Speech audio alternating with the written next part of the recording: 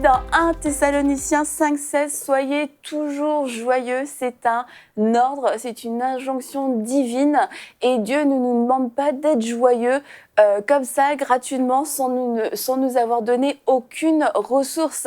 En fait, on doit comprendre que la joie n'est pas un trait de caractère. On peut dire « Ah, telle personne, c'est vraiment une personne joyeuse, une personne qui a beaucoup de joie. » Mais j'ai une bonne nouvelle pour vous, vous êtes aussi une personne joyeuse. Parce que la joie fait partie des fruits de l'esprit, comme on peut lire dans Galates 5, au verset 22. Mais le fruit de l'esprit, c'est l'amour, la joie, la paix, la patience. Bref, la joie, ça fait partie des fruits de l'esprit, donc ça vous appartient. C'est juste que cette joie a besoin et elle n'attend juste d'être manifestée, juste à ce que vous puissiez la manifester.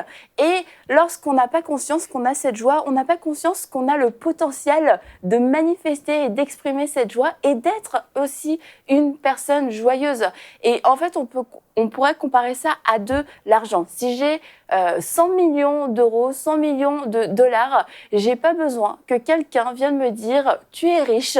J'ai pas besoin de sentir que je suis riche, de sentir les billets autour de moi. Je suis riche, c'est un fait. Et le fait de savoir que vous avez de la joie, ça fait de vous une personne joyeuse.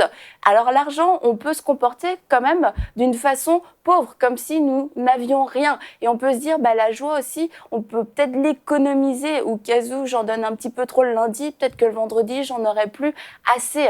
Mais là aussi, deuxième bonne nouvelle pour vous, c'est que l'économie du royaume fonctionne d'une façon totalement différente.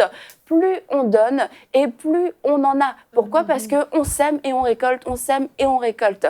Et au contraire, plus on économise et plus on s'appauvrit. Et d'autant plus, je voulais vous dire tout ça perdu dans ma joie, que la joie est aussi un bon remède pour votre corps.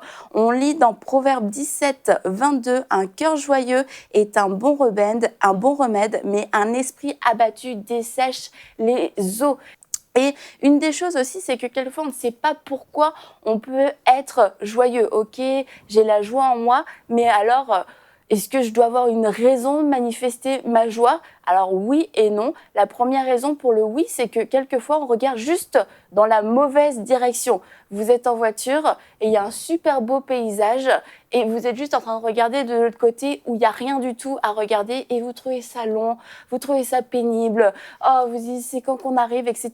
Alors juste quand on tourne nos regards dans la bonne direction, d'un seul coup on peut profiter du paysage, on peut voir quelque chose de beau. Et la Bible nous dit dans le psaume 34 au verset 6, quand on tourne les regards vers lui, on est rayonnant de joie. Et lorsque je tourne les regards vers Jésus, je suis rayonnante de joie. Pas parce que d'un seul coup, ma réalité disparaît, parce que les problèmes disparaissent, parce que tout devient parfait.